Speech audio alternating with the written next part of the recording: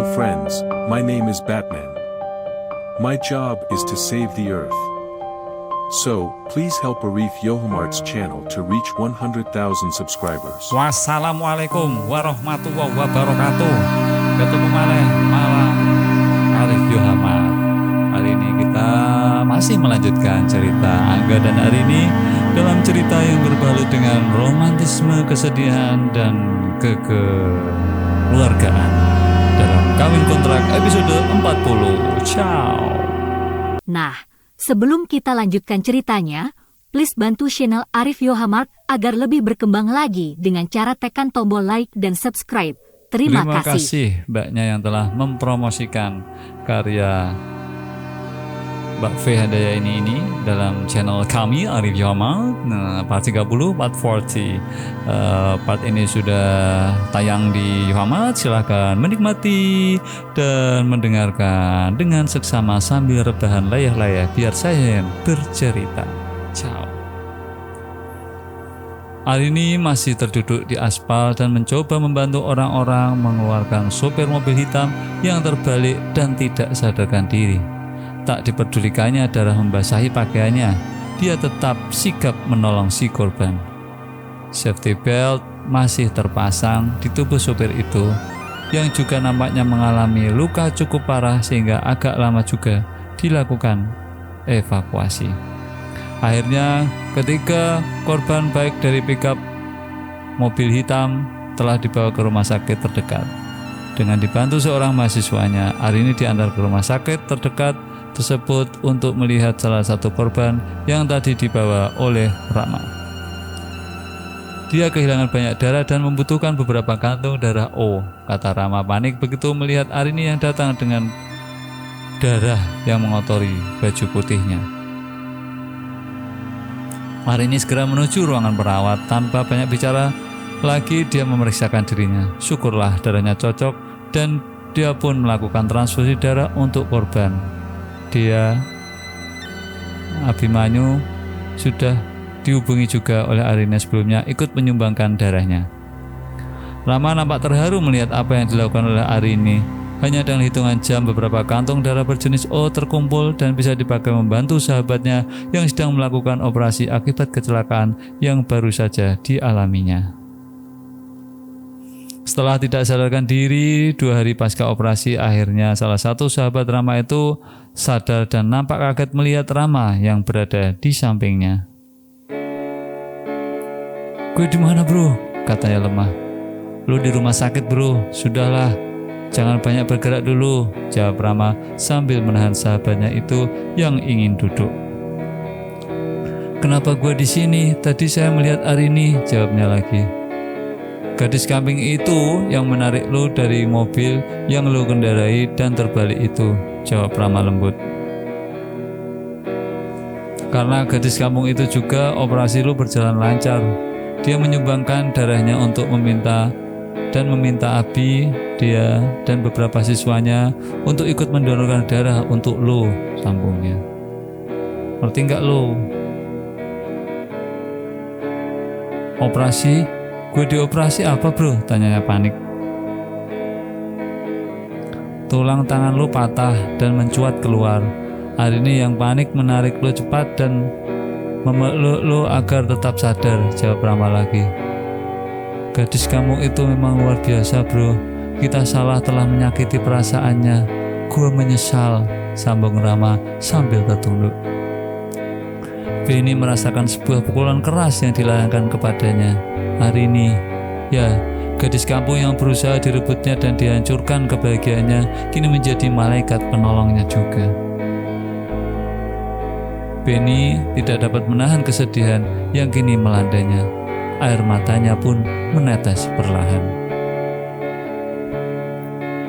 Dia ingat bagaimana dia secepat kilat ingin bertemu Bapak Adalat dan menjernihkan semuanya kembali. Tanpa peduli setibanya dari Kolmar Paris di Bandara Halim, dia segera mencari tiket untuk langsung menuju Bandara Juanda untuk menemui Papa Adalat di kota Malang. Beni ingat betul bagaimana tanpa sadar dia memerintahkan sang sopir untuk berhenti mendadak kala melihat Rama dan Arini yang tengah berjalan, hingga tak melihat sebuah pickup yang berbelok mendadak juga. Dia hanya ingat kalau Arini berteriak dan meraih tubuhnya serta meninggikan kepalanya di bahunya agar tidak terjadi pendarahan di kepalanya. Benny hanya bisa terisak kalau melihat Arini memasuki ruang perawatan bersama Abimanyu dan Dea dengan membawa bungkusan makanan untuk Rama yang selalu setia menjaganya. "Mbak Benny sudah sadar ya Mas?" tanya Arini lembut sambil memeriksa infus yang hampir habis. "Terima kasih ya Rin," kata Benny lembut sambil menatap wajah gadis kampung itu. Arini hanya tersenyum dan mengangguk. "Tidak usah sungkan Pak, tolong menolong itu adalah kewajiban siapa saja. Apalagi Pak Benny kan sahabat Mas Angga," jawab Arini lembut.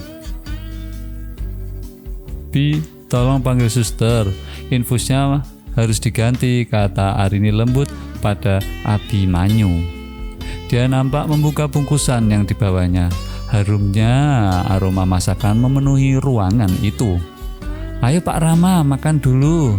Tadi Arini masak sayur asem, tempe, dan ayam kecap," kata dia sambil menata makanan tersebut di atas meja di ruangan itu.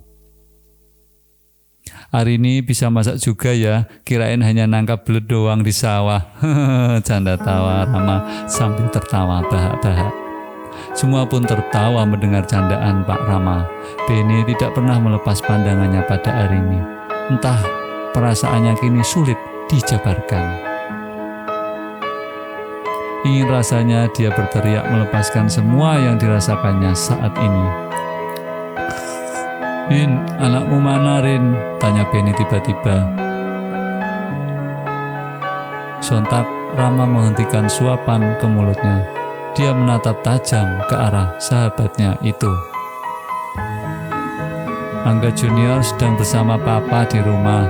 Seperti biasa dia akan tidur siang bersama," jawab Arini dengan wajah berseri-seri. Benny hanya tersenyum mendengarnya. Bukan senyuman tulus, akan tetapi senyum yang dipaksakannya. Seminggu pun berlalu, kondisi Benny mulai membaik. Akan tetapi tangan kanannya masih harus digips. Dia juga meminta pada Rama untuk tidak memberitahukan keadaannya itu pada orang tuanya di Sumatera. Sekeluarnya dari rumah sakit, Benny meminta pada Rama untuk mengantarnya pada Papa Adalat. Sebenarnya ada rasa ragu kalau Benny mengutarakan niatnya itu. Akan tetapi dengan tulus sahabatnya itu meminta dengan sepenuh hati. "Bantu gue bro, gue ingin membalas kebaikan Papa dan gadis kampung itu. Gue ingin mereka dapat berbahagia tanpa ada halangan lagi," kata Benny dengan lemah. Rama tidak percaya begitu saja. Ditatapnya mata Benny dalam-dalam. Nampak binar ketulusan tergambar di sana.